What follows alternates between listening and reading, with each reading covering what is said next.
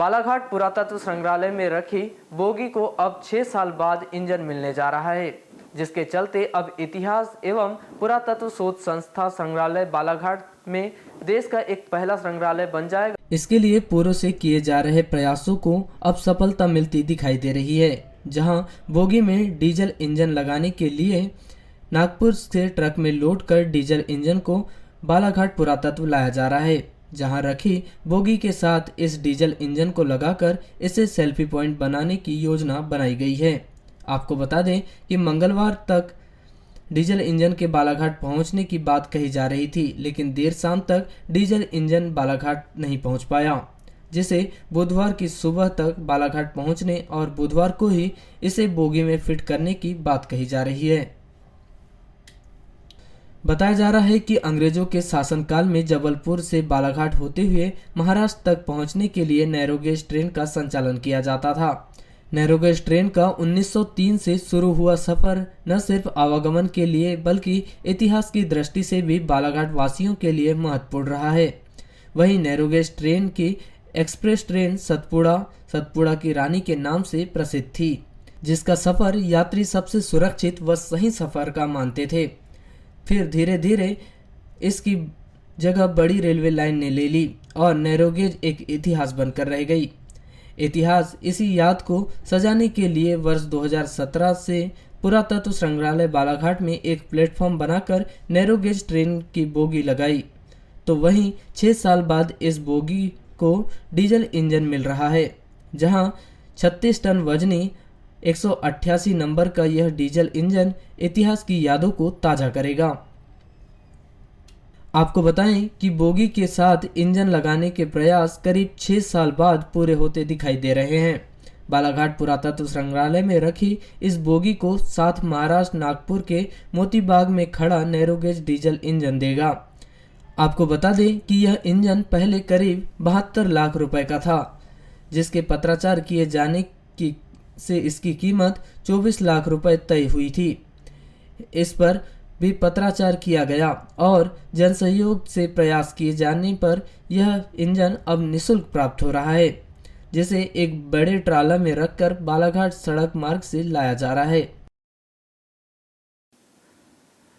पारासुन क्षेत्र के ग्राम पंचायत खापा से झालीवाड़ा मार्ग काफी कच्चा होने के साथ ही काफी जर्जर हालत में है। लगातार खापावासी शासन प्रशासन से यह मांग कर रहे हैं कि यह 2 किलोमीटर के मार्ग का निर्माण किया जाए। करीब 1 वर्ष पूर्व ग्रामीणों ने मार्ग निर्माण की मांग को लेकर जिलाधीश को ज्ञापन भी सौंपा था। वहीं जनप्रतिनिधियों से भी मार्ग निर्माण किए जाने की गुहार लगाई थी। इस मार्ग पर सबसे ज्यादा तकलीफ बारिश के समय होती है, जब पूरा मार्ग कीचड़ से सराबोर हो जाता है, जिसकी वजह से खंडवा खापा के हाई स्कूल में पढ़ने वाले बच्चे झालीवाड़ा स्कूल नहीं जा पाते। वहीं मार्ग किनारे जिन किसानों की खेती है वे भी ठीक तरीके से अपने खेत नहीं पहुंच पाते। ऐसे में ग्रामीणों ने शासन प्रशासन से मांग की है कि इस मार्ग की दुर्दशा को देखते हुए इस मार्ग का शीघ्र ही निर्माण कार्य कराया जाए। पद्मेश 24/7 से चर्चा करते हुए ग्रामीण चंदूलाल गौतम ने बताया कि इस मार्ग के निर्माण के लिए उन लोगों काफ़ी समय से मांग कर रहे हैं। मार्ग पर धूल कीचड़ गड्ढे सहित एक नाला भी पड़ता है। वे लोगों को काफ़ी तकलीफों का सामना भी करना पड़ता है। अगर उन्हें झालीवाड़ा जाना होता है तो वे लोग मेहंदीवाड़ा होते हुए जाना अधिक पसंद करते हैं। मार्ग का कुछ हिस्सा झालीवाड़ा पंचायत के अंतर्गत आता है, तो वहीं आधे से थोड़ा ज़्यादा हिस्सा खापा पंचायत में आता है। वे यही चाहते हैं कि मार्ग का निर्माण किया जाए। बाबूजी कितने साल से रह रहे हैं आप लोग खापा में? मैं तो 70 साल से रह रहा हूँ। बाबूजी क्या दिक्कत जा रही है आप लोग को झालीवाड़ा जाने में? झालीवाड़ा जाने में कच्ची रोड है, परेशानी होती है। किस तरीके की परेशानी झेलना पड़ता है? अरे रेत मिट्टी बुल्ला जो भी है, कीचड़, बरसात में तो जा नहीं सकती आदमी गाड़ी। नाले में पुल नहीं है, झालीवाड़ा उनको ही परेशानी। नाले में पुल नहीं है। नाला भी बनाया? हाँ, नाला भी है, पुल नहीं है। कभी बोले नहीं आप लोग ने इस बारे में? वो झालीवाड़ा किस में आता है ना, तो झालीवाड़ा को भी तो कभी सचेत किए होंगे कि भैया बनाओ करके? बनाने के लिए तो बोले, लेकिन बनाने तकलीफ बहुत है। तकलीफ बहुत है। सफ़र करते हैं इसका? यहाँ से तो बहुत लोग आना जाना करते हैं। कौन कौन सा गांव? इधर से रामपाली एरिया का आदमी मेंदवाड़ा होती जाना पड़ता है, उसको सीधा आता ही नहीं। रोड ख़राब है, नाले में नाला गिर गया है, बच्चे स्कूल जाते हैं उनको दिक्कत जाती है। रोड गिट्टा हो गया है बड़ा बड़ा, गाड़े से जाओ तो बोझे गिरते हैं, बोझे नहीं आ सकते गाड़े में। बड़ी भारी दिक्कत है, किसानों को भी दिक्कत है, आने जाने वालों को भी दिक्कत है, बच्चों को भी दिक्कत है। खासकर स्कूल वाले को बहुत तकलीफ है, बताएं। बच्चों को बहुत तकलीफ जा रही, बहुत खंडवा का बच्चा जाता है, खापा का जाता है, 8वीं 12वीं तक के बच्चे वहीं जाते हैं। खापा से झालीवाड़ा मार्ग पूरा जर्जर है, कच्चा है। लोग मांग कर रहे हैं कि इस मार्ग का निर्माण होना चाहिए। क्या प्रयास हो रहा है अपनी तरफ? भैया खापा से झालीवाड़ा ग्रेवल रोड के लिए हमने मनरेगा में एक फाइल दिया हुआ है। एक्चुअल में पुराने हमारे यहाँ जो जिला पंचायत सीओ थे उनके ट्रांसफ़र हो जाने के बाद नए सीओ सर आए तो उनकी फाइलें कलेक्टर ऑफिस जाती है साइन होने, तो फाइल साइन होने गई है, इस वजह लेट हो गया। अभी उसी रोड पे एक हमारे जिला पंचायत सदस्य लोमर्स बिसेन जी, उन्होंने एक पाइप पुलिया भी दिया हुआ है। तो अभी आचार संहिता जैसे ख़त्म होती है तो पाइप पुलिया का निर्माण करवा देंगे और उसके बाद ग्रेवल रोड आ जाती है तो ग्रेवल रोड करवा देंगे, फिर विधायक निधि से देखते हैं। और अगर मनरेगा से स्वीकृति हुई तो विधायक निधि से बनेगी? जी, फिर विधायक निधि से बनेगी। उसमें थोड़ा सा टेक्निकली प्रॉब्लम भी आ रही है। एक्चुअल में क्या है कि वो ग्रेवल रोड के लिए पहले से कंक्रीट वाला रोड नहीं चाहिए, उसमें बीच में कुछ WBM रोड बना हुआ है, वो इस वजह प्रॉब्लम आ गई थी टेक्निकली, इसलिए फाइल वापस आ गई, तभी तक सेंक्शन हो जाती है। लेकिन अभी फाइल फिर से भेजी गई है? फिर से फाइल दोबारा भेजी गई है। मंगलवार की शाम करीब 4 बजे मानसिक रूप से विक्षिप्त एक युवक ने काली पुतली चौक में चढ़कर जमकर उत्पात मचाया, जहां उसने मूर्ति के ऊपर चढ़कर अर्धनंग होकर न सिर्फ उत्पात मचाया बल्कि लोगों को गाली गलौज और उनके साथ मारपीट भी की। उत्पात मचाने वाला यह व्यक्ति कभी खुद को बड़ा राजनेता मोदी का भांजा बता रहा था तो कभी मैराथन में दौड़ लगाने की बात कहते हुए हंगामा कर रहा था। इस व्यक्ति की हरकतों को देख काली पुतली चौक में करीब आधा घंटा तक के लिए चक्काजाम की स्थिति बन गई, जहां इस व्यक्ति के तमाशे को देख चौक से गुजरने वाले लोग वहीं थम गए और काफ़ी देर के लिए यातायात प्रभावित हो गया। उधर इस मानसिक रूप से विक्षिप्त इस युवक के रौद्र रूप को देख स्थानीय लोगों ने मामले की सूचना कोतवाली पुलिस को दी, जहां सूचना मिलते ही कोतवाली पुलिस ने मौके पर पहुंचकर उत्पात मचा रहे इस युवक को पकड़ लिया और उसके हाथ पैर बांध दिए, जिसे एक ऑटो में भरकर कोतवाली थाना ले जाया गया, जहां इस युवक से पूछताछ की गई। पूछताछ में युवक ने अपना नाम लालबर्रा बोरी निवासी विशाल बेसराम बताया है, जिस पर लालबर्रा पुलिस को युवक की फोटो वीडियो भेजकर लालबर्रा पुलिस से संपर्क कर इस युवक की हरकतों की जानकारी दी गई। वहीं इस युवक के परिजनों का पता लगाया गया। उधर युवक की जानकारी मिलते ही उसके परिजनों ने लालबर्रा पुलिस को उसके मानसिक रूप से विक्षिप्त होने की भी जानकारी दी। तो वहीं देर शाम कोतवाली थाना पहुंचे उसके परिजनों को यह युवक को सौंप दिया गया। वहीं पुलिस से मिली जानकारी के अनुसार युवक की पहचान लालबर्रा के ग्राम बोरी निवासी विशाल मेसराम के रूप में की गई है, जो मानसिक रूप से विक्षिप्त है। वह शराब के नशे में था, जिसके बाद उसने अर्धनग्न हालत में मूर्ति के ऊपर चढ़कर हंगामा किया। बताया गया कि युवक को रोकने गए कुछ लोगों के साथ उस युवक ने मारपीट भी की है। वह खुद को ओलंपिक खिलाड़ी और बड़े राजनेताओं का रिश्तेदार बता रहा था।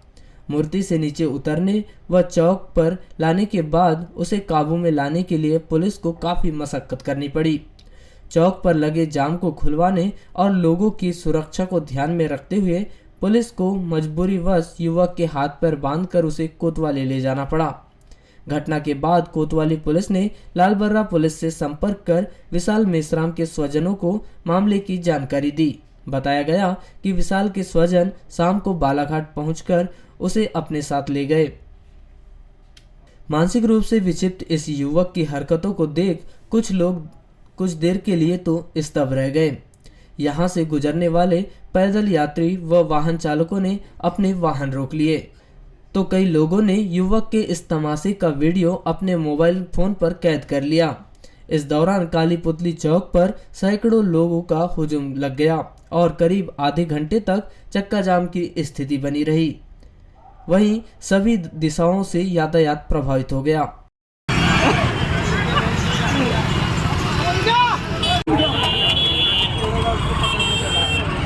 पैर तोड़ेगा उसको।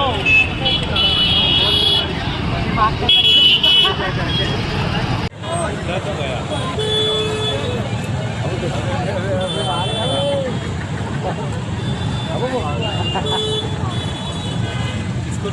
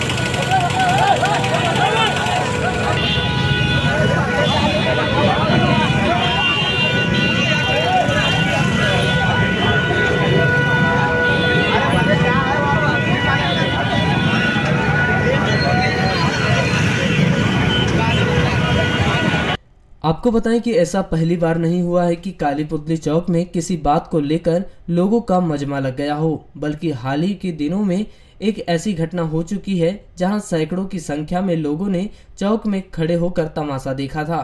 ज्ञात हो कि इसके पूर्व 14 नवंबर की रात इसी काली पुतली चौक में कुछ युवकों ने दुकान संचालक से मामूली बात करते हुए गुंडागर्दी करते हुए अराजकता फैलाई थी, जिसके कारण यहां करीब आधे घंटे तक जाम लग गया था। इस मामले में पुलिस ने 2 युवकों को गिरफ्तार किया था। यह मामला अभी लोग ठीक तरह से भूल भी नहीं पाए थे कि इस घटना के ठीक 6 दिन बाद मानसिक रूप से विक्षिप्त इस युवक ने काली पुतली चौक की मूर्ति पर चढ़कर एक नया तमाशा खड़ा कर दिया। मतदान का प्रतिशत बढ़ाने के लिए जिले सहित प्रदेश में चुनाव से पहले प्रशासन द्वारा आम जनता से यह अपील की जाती रही कि सारे काम छोड़ दो और सबसे पहले वोट दो। इस स्लोगन के साथ जिले में अलग अलग विभागों द्वारा अपने अपने स्तर पर मतदान करने के लिए जनता को प्रेरित और जागरूक किया गया। लेकिन शहर के कुछ ऐसे कर्मचारी हैं जो प्रचार प्रसार होने के बावजूद भी वोट देने से वंचित रह गए। लेकिन विधानसभा निर्वाचन 2023 के मतदान के बाद सभी शासकीय कर्मचारी अधिकारी वर्ग में एक ही बात चर्चा का विषय बनी हुई है कि आखिरकार क्यों उन अधिकारी कर्मचारियों को उनके मताधिकार से वंचित रखा गया जिन्हें मतदान के काम में लिया गया था।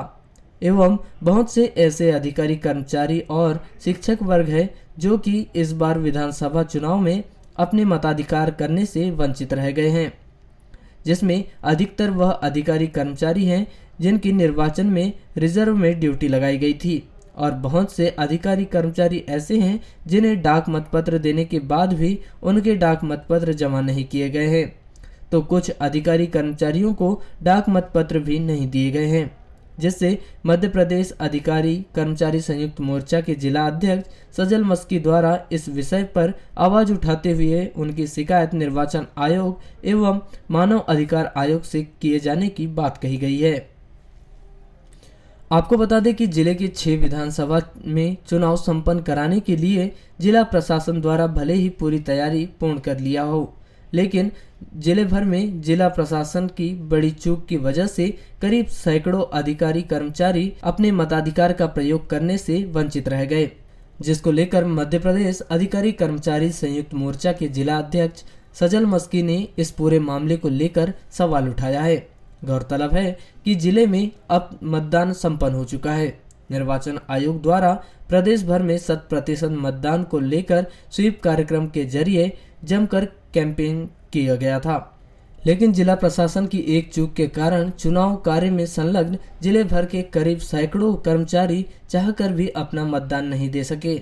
दरअसल जिला प्रशासन द्वारा चुनाव कार्य में संलग्न अधिकारी कर्मचारियों के लिए हर साल की तरह डाक मतपत्र से मतदान की व्यवस्था की गई थी, लेकिन चुनाव ड्यूटी के लिए रिजर्व में रखे गए ऐसे सैकड़ों कर्मचारी या फिर जिन कर्मचारी या अधिकारियों ने किन्हीं कारणों से चुनाव ड्यूटी में नहीं भेजा गया था, ऐसे अधिकारी कर्मचारियों को न तो डाक मतपत्र जारी हुआ और न ही पोलिंग बूथ पर उन्हें मतदान के लिए अधिकार मिल सका। बताया जा रहा है कि जिले में सैकड़ों अधिकारी कर्मचारी हैं जो चाहकर भी अपने मताधिकार का प्रयोग नहीं कर पाए हैं। इस पूरे मामले पर मध्य प्रदेश अधिकारी कर्मचारी संयुक्त मोर्चा के जिला अध्यक्ष सजल मस्की द्वारा सवाल उठाते हुए इसे जिला प्रशासन की चूक बताया है। उन्होंने कहा कि इन सब के पीछे विभागीय अधिकारियों की घोर लापरवाही है, जिसके कारण जिले के हजारों अधिकारी कर्मचारियों द्वारा अपने मताधिकार का प्रयोग नहीं किया गया और यह बहुत बड़ी लापरवाही है, क्योंकि संविधान के अनुसार सभी को अपने मताधिकार करने का अधिकार मिला हुआ है। साथ ही उन्होंने यह भी बताया कि बालाघाट जिले के विभागीय अधिकारियों द्वारा अधिकारी कर्मचारी के आक्रोश को दबाने के लिए और सरकार के प्रतिनिधित्व के रूप में काम किया गया है, जो कि गलत है। 16 तारीख डाक मतपत्र की अंतिम तिथि थी। हमारे विभागीय अधिकारी कर्मचारी जो निर्वाचन कार्य में संलग्न होते हैं उनके लिए सुविधा आयोग द्वारा प्रदान की गई, किंतु बालाघाट जिले के विभागीय अधिकारियों की घोर लापरवाही और अनुविभागीय अधिकारी रिटर्निंग अधिकारी की घोर लापरवाही के कारण जिले के हजारों अधिकारी कर्मचारी शिक्षक स्थायी कर्मी अतिथि शिक्षक लगभग 400 से 500 को 2 दिवस पूर्व मताधिकार से वंचित कर दिया गया। यह बहुत बड़ा मुद्दा है, क्योंकि सभी को मतदान करने का अधिकार है और बालाघाट जिले में विभागीय अधिकारी द्वारा कर्मचारियों के आक्रोश को दबाने के लिए और सरकार के प्रतिनिधि के तौर पर कार्य किया, जो गलत है। निस्वार्थ आयोग के निर्देशानुसार कार्य किया जाना था, क्योंकि विभागीय अधिकारी को पोस्टल बैलेट जारी कर दिया गया है, ऐसी जानकारी मिली थी मुझे, नोडल अधिकारी द्वारा बताया गया, किंतु उन विभागीय अधिकारी से संपर्क न करते हुए उन्हें मताधिकार से वंचित कर दिए और वोटर लिस्ट में भी पोस्टल बैलेट इशू कर दिए, जिस कारण से वो बूथ में जाके भी वोटिंग नहीं कर पाए। इस प्रकार की विसंगति करते हुए इन्हें बालाघाट जिले के विभागीय अधिकारी ने शासकीय कर्मचारियों को मताधिकार से वंचित किए, जिसको लेकर हमने माननीय कलेक्टर महोदय को भी पत्र लिखा हुआ है, आयोग को भी लिखा है और यहाँ से हमें निष्कर्ष नहीं निकलता है हमारे कर्मचारियों को मताधिकार से वंचित करता है, तो हम मानव अधिकार का भी दरवाज़ा खटखटाएंगे। वहीं सूत्रों से जानकारी यह भी आ रही है कि जिला मुख्यालय के पुलिस विभाग के ऐसे बहुत से बड़े अधिकारी वर्ग हैं जिनका डाक मतपत्र जारी नहीं हुआ है और वह भी अपने मताधिकार का प्रयोग करने से वंचित रह गए हैं। सूत्रों की माने तो उन्हें भी लग रहा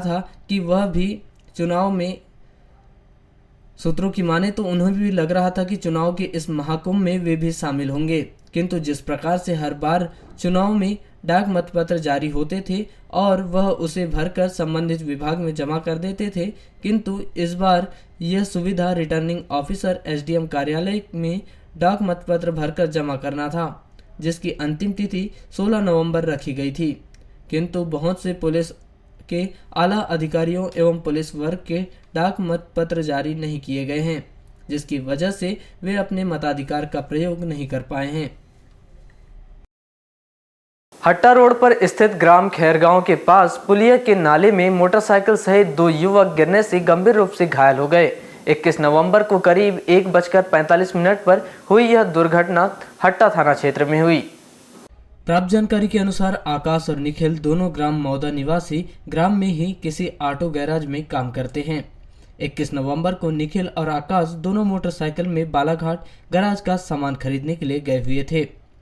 बालाघाट में गैराज का सामान खरीदने के बाद आकाश और निखिल दोनों अपनी मोटरसाइकिल में बालाघाट से अपने ग्राम मौदा जाने निकले थे। करीब 1:45 पर लिंगा से हट्टा की ओर जाते समय ग्राम खैरगांव के पास नाले की गोलाई में मोटरसाइकिल अनियंत्रित होकर दोनों युवक मोटरसाइकिल सहित पुलिया से गिर गए। दोनों युवक नाले में गिरने से घायल हो चुके थे। इस घटना को राहगीरों ने देखा और 108 एम्बुलेंस को फोन किए। खबर मिलने पर दोनों युवक के परिवार के लोग मौके पर पहुंचे थे, जिन्होंने 108 एम्बुलेंस की मदद से दोनों घायल को जिला अस्पताल में लाकर भर्ती किया है, जहां उनका उपचार जारी है। लालबरा नगर मुख्यालय से सटी ग्राम पंचायत पनबेहरी में 2 दिनों से लापता नवयुगल प्रेमी जोड़ों ने गोंदिया में शादी कर लालबरा थाने में पहुंचे, जिसकी जानकारी लगते ही युवती के परिजन थाना पहुंचकर युवक पर युवती को प्रेम जाल में फंसाकर अपहरण करने का आरोप लगाया और पुलिस प्रशासन से युवक पर सख्त कार्रवाई किए जाने की मांग की। इस दौरान थाने में युवती ने पुलिस को बयान दिया है कि मेरा किसी ने अपहरण नहीं किया है, मैं अपनी मर्जी से युवक के साथ गई थी और हम दोनों ने आपसी सहमति से शादी किए हैं। परंतु युवती के परिजनों के आक्रोश को देखते हुए पुलिस ने युवती को नारी निकेतन केंद्र बालाघाट भेज दिया है। प्राप्त जानकारी के अनुसार पनबेहरी निवासी 20 वर्षीय युवती 18 नवंबर को प्रातः 10 बजे लालबर्रा कॉलेज जा रही हूं कहकर घर से निकली थी, परंतु देर शाम तक घर वापस नहीं पहुंची तो उसके परिजनों ने थाने में गुम सूचना रिपोर्ट दर्ज करवाई थी और पनबेहरी निवासी रिंकू वरड़कर पर उनकी पुत्री को गुमराह करके उसका अपहरण करने का संदेह व्यक्त किया था। लेकिन दोनों प्रेमी युगल जोड़े ने गोंदिया के आर्य समाज के भीमघाट स्मारक समिति में 18 नवंबर को ही सर्वसम्मति से विवाह कर लिया था और 21 नवंबर को दोपहर 1:30 बजे दोनों नवयुगल जोड़े लालबर्रा थाने पहुंचकर पुलिस को विवाह के संबंध में जानकारी दिए, जिसकी जानकारी युवती के परिजनों को लगते ही वे थाना पहुंचकर थाना प्रभारी से युवक पर युवती को गुमराह करने, अपहरण करने का आरोप लगाते हुए युवती को परिजनों के सुपुर्द करने एवं युवक पर सख्त कार्यवाही किए जाने की मांग पर अड़े रहे हैं। परंतु पुलिस प्रशासन के द्वारा उन्हें समझाइश दी गई कि युवती बालिग हो चुकी है और युवती ने अपनी मर्जी से बयान में कहा है कि उसने अपनी मर्जी से शादी की है और लड़के के साथ रहना चाहती है, इसलिए पुलिस इस पर कोई कार्यवाही नहीं कर सकती। युवती को नारी निकेतन केंद्र बालाघाट भेज रहे हैं क्योंकि युवक युवती दोनों बालिग हैं। लेकर नहीं लगे थे, शादी की है गोंदिया से। कब से चल रहा था प्रेम प्रसंग आप लोगों का? ये 4 साल से। 4 साल से। ये युवती कुछ दिन पहले आपके घर भी आई थी क्या? हाँ, जिस दिन जा रहे थे उस दिन घर आई थी। हाँ, बोले शादी आपसे करना है मुझे, हम दोनों चले गए गोंदिया। तुमने दोनों ने अपनी स्वेच्छा से विवाह किए? जी। किस स्थान में किए? गोंदिया पे आर्य समाज। पुलिस ने तुमको कब लेके आई? पुलिस ने लेके नहीं, पुलिस के पास हम लोग आए। हाँ, आज ही आए थे 11 बजे। आप क्या चाहते हो? मैं उन्हें रखना चाहता हूँ। रखना चाहते हो? दस्तक अभी लड़की ने क्या बयान दी? लड़की तुम्हारे पक्ष में अथवा नहीं? हमारे पक्ष में। क्या बोली लड़की ने, क्या बयान दिया? मैं रिंकू के साथ रहना चाहती हूँ। तो आपने जो मैरिज किया उसका प्रमाण पत्र वगैरह है कुछ आपके? है ना। है तो जो युवती पक्ष है वो क्या वो दबाव दे रहे हैं कि काट देंगे, आपको मार देंगे। तो उसको जोर जबरदस्ती करके ले गई या वो अपनी मर्जी से गई? वो मर्जी से गए। किसके साथ गई है नारी निकेतन? कहाँ? अभी नारी निकेतन जो पहुंचाया गया है उसको किसके साथ पहुंचाया गया? पुलिस वालों के साथ। सर ये हमारी बुआ की लड़की है। हाँ, ये मतलब 2-3 दिन से लापता थी, है ना। इस लड़के ने किडनैप करके उसको लेके गया, उसको कुछ खिला पिला के इनने जो भी कुछ है वो करवाए हैं। अभी तक कोई उनकी कोर्ट मैरिज नहीं हुई, कोई चीज़ नहीं हुई, है ना। हमको एक ही मांग है सरकार से, शासन से, प्रशासन से कि हमारी बच्ची हमको चाहिए। लड़की लड़का भी वर्तमान में कहाँ? हाँ, लड़की लड़का वर्तमान में अभी कहाँ? यहीं थाने में। सर दोनों को ला लिए क्या? हाँ, दोनों को ला लिया गया है। कल हमने प्रशासन से बोला था, उन्हें प्रशासन ने अपने को उनको यहाँ बुलवाया है। आज सब लोग आए हैं, लेकिन वो लड़की अब वो नारी निकेतन के लिए बोल रहे हैं, इसलिए हम लोग रास्ता छोड़ दे रहे हैं। तो ये बताइए कि बालिग लड़की है कि नाबालिग है? उसमें तो थोड़ा सा सर 2-3 दिन का टाइम में बालिग होने में। जी, तो क्या लगता है आपको कि उसने ज़बरदस्ती किया होगा या क्या है? जी सर, उसने ज़बरदस्ती किया गया है। तो उसको क्या बहला फुसला के कुछ खिला पिला के उसको वो किया गया। आप लड़की को देखो, उसके बाद में आपको समझ में आ जाएगा। तो क्या मांग है आप लोगों की? नाले में हमारी मांग यही है कि हमारी बच्ची हमको चाहिए। ठीक, और युवक पे? हाँ, युवक पे कोई कार्रवाई? युवक के ऊपर कार्रवाई होगी ना, वो होगी, प्रशासन करेगी कार्रवाई, उसकी कार्रवाई प्रशासन करेगी। लालबर्रा नगर मुख्यालय सहित ग्रामीण अंचलों में कार्तिक मास की शुक्ल पक्ष की नवमी के दिन 21 नवंबर को आंवला नवमी का पर्व हर्षोल्लास के साथ मनाया गया। इसी कड़ी में ग्राम पंचायत अमोली स्थित विजय रजक के निवास में महिलाओं के द्वारा आंवला नवमी का पर्व हर्षोल्लास के साथ मनाया गया। इसी कड़ी में ग्राम पंचायत अमोली निवासी विजय रजक के निवास में महिलाओं के द्वारा आंवला नवमी का पर्व मनाया गया। इस अवसर पर आंवले के पेड़ के नीचे विधि विधान से पूजा अर्चना की गई, जिसके बाद महिलाओं ने पेड़ की परिक्रमा कर जीवन में सुख समृद्धि की कामना की गई। इस आंवला नवमी के अवसर पर श्रद्धालु महिलाओं ने आंवले के वृक्ष का पूजन करने के साथ ही वृक्ष की परिक्रमा भी की। चर्चा में श्रीमती वंदना कुर्वे ने बताया कि 21 नवंबर को कार्तिक मास शुक्ल पक्ष की नवमी को आंवला नवमी का पर्व मनाया गया और शास्त्रों में बताया गया है कि इस दिन आंवला की पूजा की जाती है, जिससे सारे दोष से मुक्ति मिलती है और पुत्र रत्न की प्राप्ति व परिवार में खुशहाली बनी रहती है। इसी मान्यता के अनुसार आज आंवला नवमी का पर्व के अवसर पर आंवले के वृक्ष की पूजा अर्चना की गई है और आंवले के वृक्ष में भगवान विष्णु का निवास होता है। भगवान विष्णु से प्रार्थना करते हैं कि सभी के जीवन में सुख समृद्धि बनाए रखे। साथ ही उन्होंने यह भी बताया कि आंवले के वृक्ष की परिक्रमा एवं आरती के बाद महाप्रसादी का वितरण भी किया गया। रोज सवा मन आंवले दान करके ही खाना खाता था। इससे खाना आंवले राजा पड़ गया। एक दिन उसके बेटे बहू ने सोचा कि राजा इतने सारे आंवले रोजाना दान करते हैं। लालबर्रा नगर मुख्यालय सहित वारासिवनी नगर सहित ग्रामीण क्षेत्रों में 21 नवंबर को आंवला नवमी पर्व हर्षोल्लास के साथ मनाया गया। यह पर्व विभिन्न स्थानों एवं मकानों में आयोजित किया गया, जहां महिलाओं के द्वारा विधि विधान से आंवला के वृक्ष की विधि विधान से पूजा अर्चना की गई। तत्पश्चात वृक्ष की महिलाओं ने परिक्रमा कर जीवन में सुख समृद्धि की कामना की गई।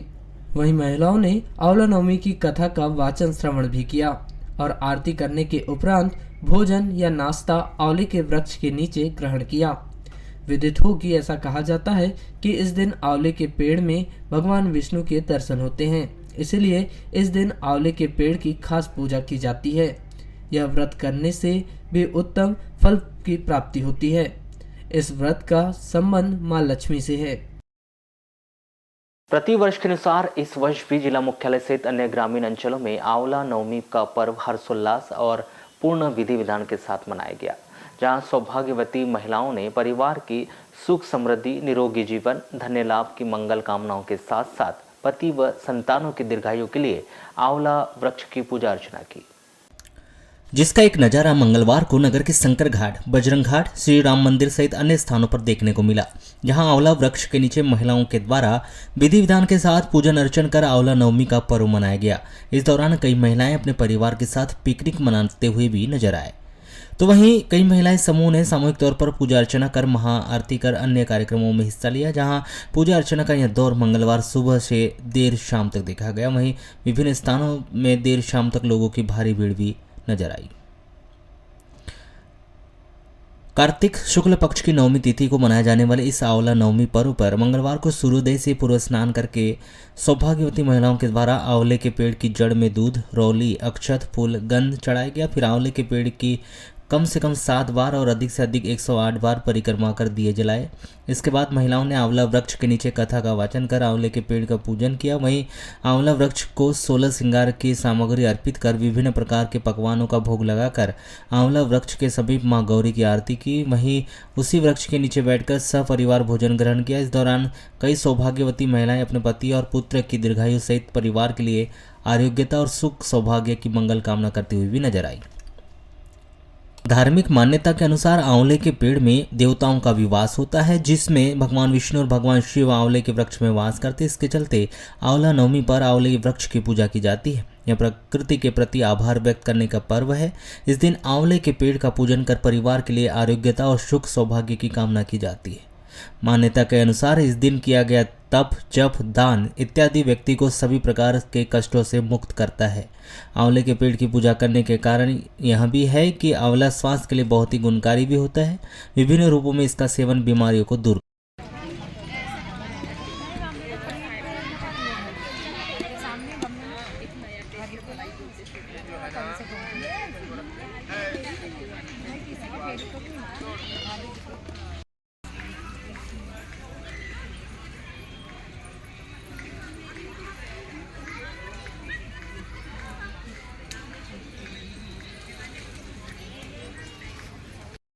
कार्तिक मास में जी लक्ष्मी नारायण की पूजा की जाती है। आंवला कहते हैं लोग कि आंवले की जो जड़ है इसमें विष्णु जी रहते हैं। तो आज का आंवला नवमी है, ये अक्षय व्रत कहलाता है। तो लोग इसमें आंवले के नीचे दान जो भी करना है दान पुण्य करते हैं, नारायण की पूजा करते हैं। और इसके नीचे बैठ के कुछ भी थोड़ा सा खाने का ज़्यादा महत्व है, दीपदान लोग करते हैं। आंवला नवमी का यह शुभ अवसर है। आंवला नवमी की पूजा की जाती है। आज की तिथि में समस्त जो माताएं हैं वह अपने घर में सुख शांति धन संपदा प्राप्ति हेतु समस्त रोग दोष विघ्न बाधाओं की मुक्ति हेतु आंवला की पेड़ के नीचे बैठ करके वहाँ नाना प्रकार से षोडशोपचार पंचोपचार पूजन किया जाता है। दूध दही घृत घी शक्कर शहद से हलवा पूड़ी चना इत्यादि चीज़ों का भोग लगाया जाता है। बालाघाट जिला कृषि आधारित जिला है, जहां पर कुल आबादी का एक बड़ा हिस्सा कृषि कार्यों में जुड़ा हुआ है, जहां पर मुख्य रूप से धान की फसल उगाई जाती है। ऐसे में शासन के द्वारा समर्थन मूल्य पर धान खरीदी की रूपरेखा स्पष्ट नहीं की गई है, जिससे किसानों के माथे पर चिंता की लकीरें स्पष्ट रूप से देखी जा सकती है। इसी कड़ी में वारासिवनी विकासखंड के किसानों के द्वारा अपनी ओर से चिंता जाहिर की गई है कि जल्दी यदि शासन के द्वारा उनकी उपज नहीं खरीदी जाती है तो उन्हें भविष्य में परेशानियों का सामना करना पड़ेगा, जिसको लेकर किसानों के द्वारा लगातार समिति से संपर्क किया जा रहा है। पर शासन के स्पष्ट निर्देश न होने के कारण समिति द्वारा किसी भी प्रकार के आदेश नहीं होने की बात कही जा रही है, जहां किसान मायूस होकर वापस लौट रहे हैं। किसानों के द्वारा शासन प्रशासन से जल्द समर्थन मूल्य पर उनकी उपज खरीदे जाने की मांग की जा रही है। यह बताना बिल्कुल लाजमी है कि वारासिवनी के ग्रामीण व शहरी क्षेत्रों में अधिकांश लोग प्रायः खेती किसानी का कार्य करते हैं, जिन्होंने सोसाइटी या बैंक से कर्ज लेकर अपनी फसल लगाई थी, जिसकी फसल अच्छी खासी तैयार होने पर अधिकांश लोगों के द्वारा धान कटाई कर ली गई है, तो वहीं कुछ लोग बचे हैं जिनकी उपज खेत में खड़ी हुई है। बाकी सभी की धान कटने के बाद बोझा बांधने और चुराई का काम भी शुरू हो गया है। आपका नाम? ईश्वरी गाड़ेकर।